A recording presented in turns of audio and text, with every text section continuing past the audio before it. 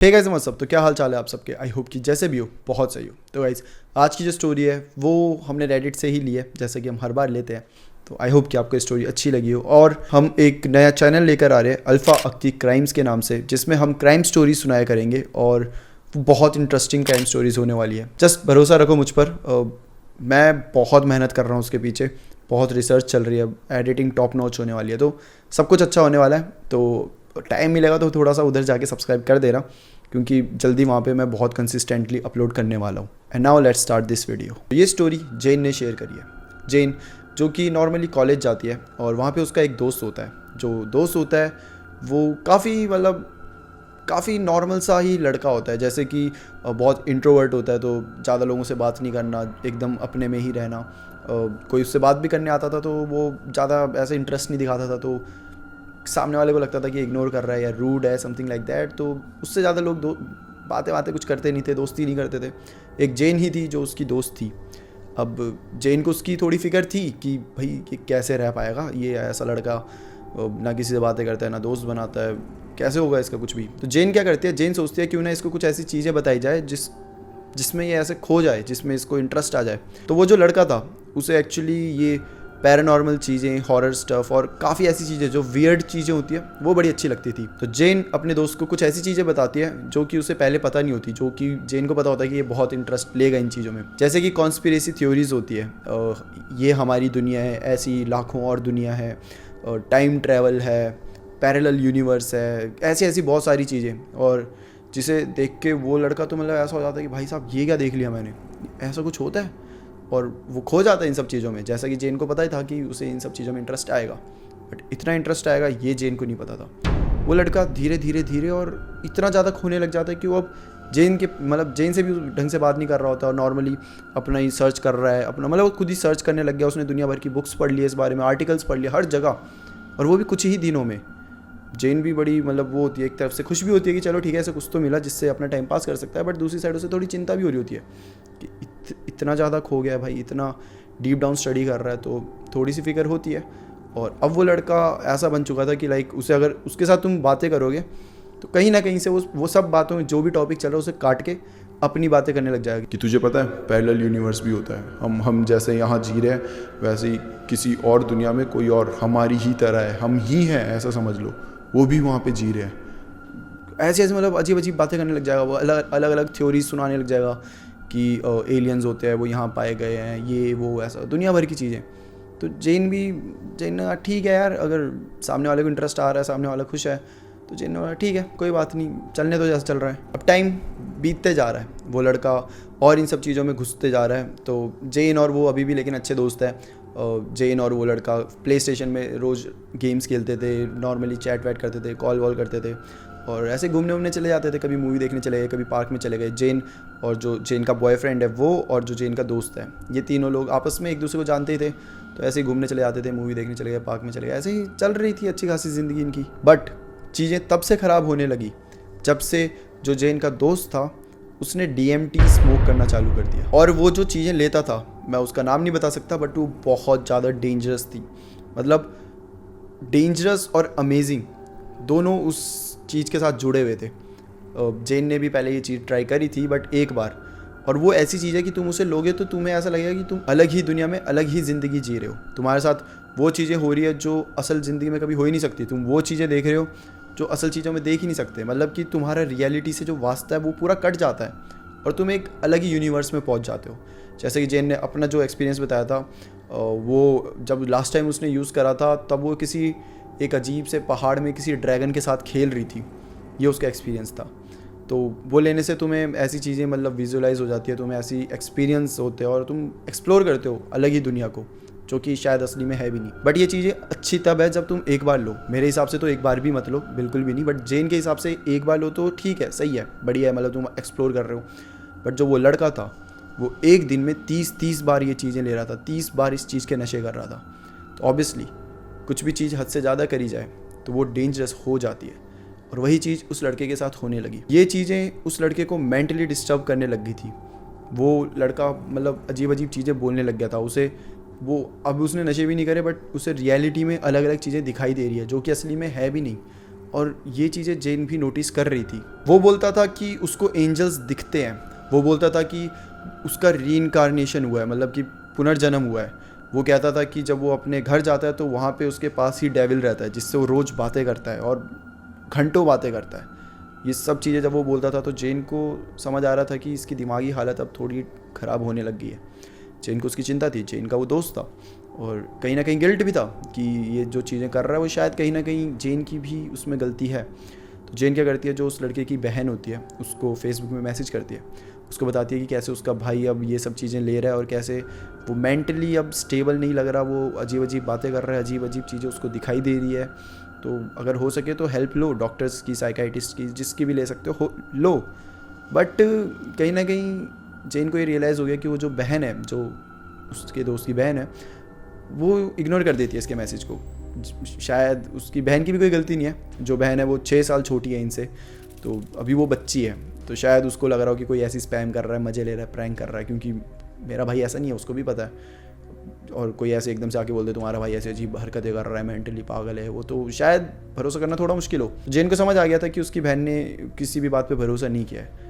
अब जेन के हाथ में कुछ था नहीं, जेन अपनी साइड से उसे कन्विंस करने की कोशिश करती है कि यार देख, तू एक बार डॉक्टर्स के पास चले जा, तू एक बार दिखा दे, क्या पता तुझे चीज़ें दिखना बंद हो जाए, क्या पता तू नॉर्मल हो जाए। जिस पे वो थोड़ा सा मतलब गुस्सा भी हो जाता है कि क्या मतलब मैं नॉर्मल हो जाए, मैं नॉर्मल ही हूँ, मेरे को ऐसा कुछ नहीं है। और उसे मतलब उस लड़के को ऐसा लगने लग गया था कि उसको दुनिया से ज़्यादा पता है, कि भाई मुझे पता है एंजल्स क्या होते हैं, मुझे पता है डेविल्स क्या होते हैं, मुझसे बात करते हैं, तुम लोगों को नहीं दिखते, तुम लोग नॉर्मल लोग हो, मैं तुमसे ऊपर हूँ, मुझे दिखते हैं भाई, मुझसे बात करते हैं। तो उसका थोड़ा वैसा मानना, वो ऐसी चीज़ें मानने लग गया था। अब इस पॉइंट पर जेन अभी भी उसके साथ घूमती थी, क्योंकि जैसे कि जेन ने शुरू में बताया था कि उसके कोई खास दोस्त नहीं थे, कुछ भी नहीं था, तो और उसको इस टाइम हेल्प की ज़रूरत थी, बट हेल्प करने के लिए कोई दोस्त ही नहीं है साथ में। जेन इकलौती उसकी दोस्त है और उसकी फैमिली में भी बिल्कुल नहीं बनती, तो फैमिली की साइड से कुछ सपोर्ट मिलेगा या कोई हेल्प करेगा, भूल जाओ। जो है वो सिर्फ जेन है जो उसकी हेल्प कर सकती है। वेल ऐसे ही कुछ टाइम बीता और अब जेन सीधा उस पार्ट पे आती है जहाँ से चीज़ें अब क्रीपी होना चालू हो गई। अब जेन का जो बॉयफ्रेंड है, जैसे कि मैंने बताया था कि वो जेन को भी जानता है और जेन के उस दोस्त को भी जानता है, तो वो बोलता है कि क्यों ना हम तीनों मिलकर कहीं घूमने चलें। जेन मना कर देते कि यार मेरे को ना उसके साथ नहीं जाना, वो मेरा दिमाग ख़राब कर देता है, कुछ भी बोलता रहता है, पागल कर देता है। जेन का बॉयफ्रेंड बोलता है यार देख, ऐसा कुछ भी नहीं है, मतलब नॉर्मल लड़का है, अच्छा लड़का है, उसको भी तो घूमने का मन करता होगा, कोई दोस्त भी नहीं उसका, तो चलते हैं। जेन बोलती चल ठीक है।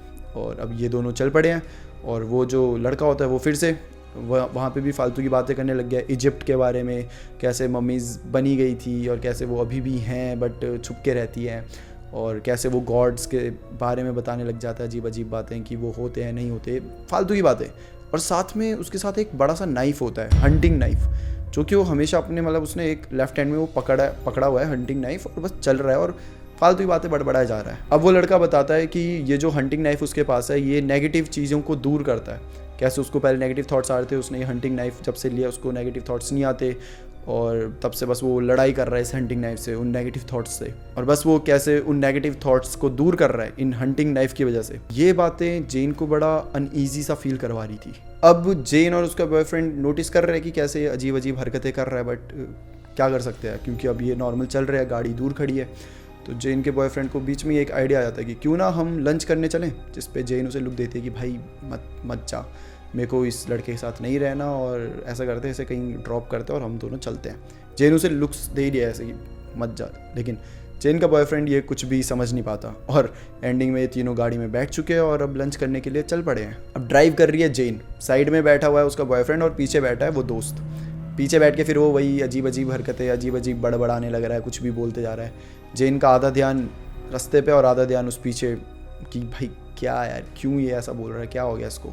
जेन बार बार डिस्ट्रैक्ट करने की कोशिश कर रही है, नए नए टॉपिक्स उठा रही है कि देख वहाँ पे वो सिटी जाती है, तू वहाँ पे गया क्या, इस रोड से ऐसा आता है, तू कभी इस रोड से गया है, तूने गाड़ी देखी है कभी, ये देख कितनी अच्छी गाड़ी आई है। बट घुमा फिरा के वो लड़का फिर से वही रिचुअल्स, ये वो फालतू की बातें करने लग गया है, जिस पे जेन बहुत ज़्यादा उसका दिमाग ख़राब हो रहा है। वो ड्राइव कर रही है कि तभी उसे कुछ अजीब सा लगता है, लाइक कुछ साउंड सुनाई देता है अजीब सा। उसके बॉयफ्रेंड ने वहाँ पे ईयरफोन पहन लिया, जिसका ये मेन आइडिया था कि चलते हैं तीनों, टाइम स्पेंड करेंगे, लंच करेंगे। उसने ईयरफोन्स पहन लिया, वो नॉर्मल अपना बाहर देख रहा है और बस बैठा हुआ है, और जेन ड्राइव कर रही है और उसको ऐसा साउंड आ रहा है अजीब सा। तो वो ना अपने ऊपर जो मिरर होता है उसमें देखती है, और जब उसमें देखती है वो देखती है कि तो पीछे जो वो उसका दोस्त होता है वो उसी नाइफ से पूरी सीट में ज़ोर ज़ोर से मार रहा है। जेन एकदम से डर जाती है, भाई ये क्या कर रहा है, ये पागल हो गया क्या, सीट में इतनी ज़ोर से क्यों मार रहा है। जेन को समझ नहीं आ रहा है कि उसे क्या बोले। वो अगर भाई वो पागल लड़का है, वैसे ही वो आधे टाइम नशे में रहता है, कुछ बोल देगी तो ऐसा ना हो कि वो इन्हें ही मारने लग जाए।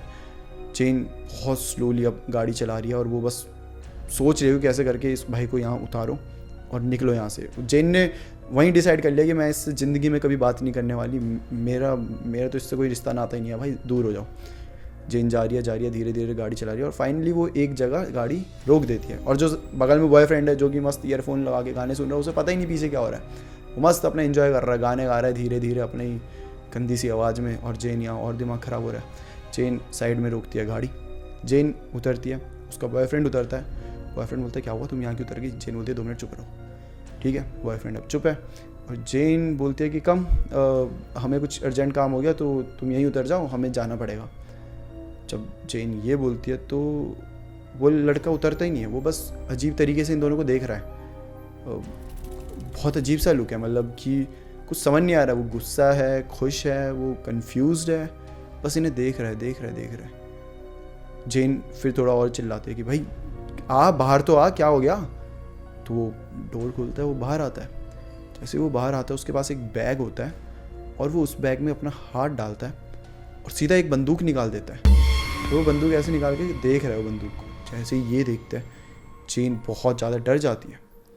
जेन को समझ नहीं आ रहा है कि ये बंदूक लेके क्या कर रहा है, ये अपने बैग में तब से बंदूक लेके घूम रहा था, ये पागल है क्या, ये नाइफ तक तो ठीक था बट बंदूक, वो भी फुल लोडेड। अब जेन को कुछ समझ नहीं आ रहा कैसे रिएक्ट करे, क्या सोचे। जेन बस गुस्से में उसके पास चले जाती है, लिटरली 2 हाथ की दूरी होगी, वो इतनी पास जाती है और उससे पूछती है तू पागल है, तू क्या कर रहा है इससे यहाँ पे। जिस पे वो कुछ बोल नहीं रहा, वो बस अपनी बंदूक कैसे देखे जा रहा है। जेन उसे फिर सुनाती है कि क्या कर रहा है, तू पागल है, एक काम कर तू अभी गाड़ी ले और अपने घर जा, तू जा यहाँ से। जिस पे वो फिर कुछ नहीं बोलता, वो बस रो रहा है इन्हें देखकर। और रोने के बाद उसके चेहरे पे कुछ अजीब सा लुक है, जैसे कि गुस्से वाला कुछ लुक। वो लड़का चुपचाप जाता है, एक गाड़ी में बैठ जाता है और वो चले जाता है वहाँ से। जेन बोलती है फाइनली चलो पीछा छूटा। जेन अपने गाड़ी में बैठती है, अपने बॉयफ्रेंड को बिठाती है और वहाँ से चली जाती है। और अब जेन को रियलाइज़ हो रहा है कि क्या क्या हो गया। क्या वो मतलब उस time heat of the moment में तुम्हें समझ नहीं आता ना, तुम जो बोलना बोल देते हो, जो करना कर देते हो और बाद में बैठ के रियलाइज़ करते हो तुमने क्या किया, क्या बोला। तब उसे लग रहा है कि भाई सामने वाले पे बंदूक थी और मैं उससे एकदम ऐसे, वो नशे में था, अजीब अजीब हरकतें कर रहा है, अजीब अजीब चीज़ें बोल रहा है, मेंटली सही नहीं है, वो अटैक भी कर सकता था। ये तो किस्मत थी जेन की कि सामने वाले ने कुछ किया नहीं। वेल जेन अब घर चले जाती है और वो कसम खा लेती है कि अब इस लड़के से दूर ही रहना बेहतर है, मतलब उसकी बात ही नहीं करनी। कौन था क्या था भाड़ में जाए, जो भी है, मैं आपसे बात नहीं कर रही इसके बारे में। और अब ख़त्म, अपना जो किस्सा था ख़त्म। यहाँ पर जेन ने अपना पूरा मन बना लिया था। और ऐसे ही होता है, कई दिन तक उस लड़के के कुछ मैसेजेस आए होते हैं जिस पे जेन बिल्कुल भी रिप्लाई नहीं करती, बिल्कुल रिस्पॉन्स नहीं करती। और धीरे धीरे अब वो लड़के ने भी बंद कर दिया है मैसेज करना। और ऐसे करते करते अब इनकी लाइफ चल पड़ती है। जेन अलग है, वो लड़का कहीं अलग ही है, वो कॉलेज भी नहीं आता था, वैसे ही नशे में था तो अलग ही रह रहा था अपनी ज़िंदगी में, अलग ही पता नहीं क्या ही कर रहा था। और ऐसे ऐसे करते करते टाइम बीत जाता है, करीबन 6-7 महीने ऐसे बीत जाते हैं। अब 6-7 महीने बाद जेन ऐसे नॉर्मली बैठी है और उसे एकदम से उस लड़के का मैसेज आता है। तो कभी तो उसने 1-2 बार प्ले स्टेशन में भी करा था, जैसे बताया था, दोनों साथ में गेम्स खेलते थे, तो तब उसने उसमें भी मैसेज किया था, बट जेन ने पूरी तरह इग्नोर कर दिया था। अब उसका फ़ोन में आता है और फिर जेन को पता चलता है कि जहाँ ये लड़का रहता था अब वहाँ से ये मूव आउट कर चुका है। अब ये TN नियर नैशवाइल वहाँ पे रह रहा होता है, जो कि बड़ी अजीब बात है क्योंकि जेन को जितना पता था वो लड़का अपनी गर्लफ्रेंड के साथ रहता था और एक उसका अच्छा दोस्त भी था। तो ऐसा क्या हुआ कि वो मूव आउट कर लिया और अब अकेले रह रहा है, वो भी नैशवाइल के पास TN में। कुछ सेंस नहीं बन रही थी, बट जो ये लड़का कर रहा था उसकी भी कहाँ सेंस बन रही थी। जितना जेन को समझ आया वो यही आया था कि ये नशे में था, अजीब अजीब हरकतें करता था, तो इसकी गर्लफ्रेंड भी इसे छोड़कर चली गई होगी और इसके बाद फिर उसने भी अकेले वहाँ रहने से अच्छा मूव आउट करके अपनी नई ज़िंदगी स्टार्ट कर रहा हो शायद। Although she was not sure about this situation, but still Jane ने यही मूड बनाया था कि नहीं भाई मैं इससे कोई बात नहीं करने वाली, ये अजीब लड़का है, मेरे को नहीं रहना इसके साथ, कोई बॉन्डिंग नहीं रखनी, कोई रीग्रुप नहीं करना। आई नो उसको कुछ हेल्प की ज़रूरत है, बट जेन को नहीं लगता था कि जेन उसकी अब कुछ हेल्प कर सकती है। वो इतनी ज़्यादा उसकी हालत बिगड़ चुकी थी कि या बियॉन्ड जेन हो चुका था, मतलब जेन के बियॉन्ड था, जेन कुछ नहीं कर सकती थी अब जेन को एक बार रात के 11 बजे कॉल आती है। जेन कॉल उठाती है, पूछती है कि हेलो हु इज़ दिस। तो सामने से एक आदमी होता है जो कि जेन को कॉल कर रहा है, और वो बता रहा है कि वो एक डिटेक्टिव है जो कि इस टाइम TN के पास, जहाँ पे उस लड़के का घर था, वहाँ खड़ा है। जैसे ही जेन को ये पता चलता है, जेन की मानो धड़कनें रुक गई है। वो एकदम से पसीने पसीने उसके छूट गए हैं, वो हाथ कांपने लग गए हैं, और वो पूछते हैं कि क्या हुआ, आप मुझे कॉल क्यों कर रहे हैं। तब जेन को पता चलता है कि जेन का जो वो दोस्त था, वो पागल सन की दोस्त, उसने किसी की तो जान ले ली है, वो भी हैलोवीन के दिन। जेन को इन सारी बातों पे बिल्कुल विश्वास नहीं हो रहा था, ये कैसे हो सकता है। मतलब उसको अब वो बातें याद आ रही थी कि कैसे वो एक शरीफ सा लड़का था जो एकदम इंट्रोवर्ट टाइप का था, वो कैसे ये सब कर सकता है। बट देन उसे वो बातें भी याद आती है जो वो अजीब अजीब हरकतें करता था, नशे में रहता था, तो शायद इट मेक सेंस, वो कर सकता है। और अब जेन को रियलाइज़ हो रहा है कि 6-7 महीने पहले जब उसने गन निकाली थी और जेन उसके सामने खड़े होकर एकदम उसे गुस्से में डांट रही थी, उसे बोल रही थी निकल यहाँ से ये वो, तो जेन लकी है कि उसने तब नहीं मारा, क्योंकि वो मार सकता था, एक्चुअली वो मार सकता था। बट उस दिन जेन लकी थी कि उसे कोई गोली नहीं लगी या कुछ भी उसके साथ हादसा नहीं हुआ। जेन ने उसके बाद कई आर्टिकल्स पढ़े, न्यूज़ पढ़ी इस बारे में, बट हर जगह कुछ अलग अलग ही बातें बताते थे। बट एक आर्टिकल है जिसमें एग्जैक्टली बताया जो हुआ था, और वो आर्टिकल मैं नीचे डिस्क्रिप्शन में डाल दूंगा, तो वो अगर आपको पढ़ना हो तो पढ़ लेना। ये एक सच्ची घटना है जिस पे प्रॉपर न्यूज़ आर्टिकल्स हर जगह ये आया हुआ है। सो या that's it for today guys, फिर मिलते हैं हम किसी और टॉपिक के साथ। तब तक के लिए bye bye and take care. And इस कहानी से हमें सीख मिलती है कि अगर आपका कोई दोस्त हो, कोई क्लोज, मतलब कोई भी क्लोज फ्रेंड या कुछ भी हो, अगर आपको लग रहा है कि भाई वो पागल होते जा रहा है, वो ऐसी चीज़ें कर रहा है, नशे कर रहा है, दुनिया भर के कंट्रोल से बाहर है, बेटर है आप उससे डिस्टेंस बना लीजिए, इंस्टेड ऑफ गिल्ट में जीने के कि यार इसको मेरी बड़ी ज़रूरत है, मैं कैसे छोड़ूँ ये वो। भाई एक टाइम आता है जब सबको छोड़ना पड़ता है। तो आई नो सबके अलग ओपिनियन है कि कभी कभी होते हो कि तुम एक हाथ दो तो वो सामने वाले को बाहर निकाल देता है, अगर मैं उसे छोड़ दूंगा वो और ज़्यादा नशे में घुस जाएगा ये वो। बट कभी कभी कुछ हरकतें नोटिस करो और जो डेंजरस लगे रफ़ा दफ़ा हो जाओ वहाँ से। तो या bye bye and take care.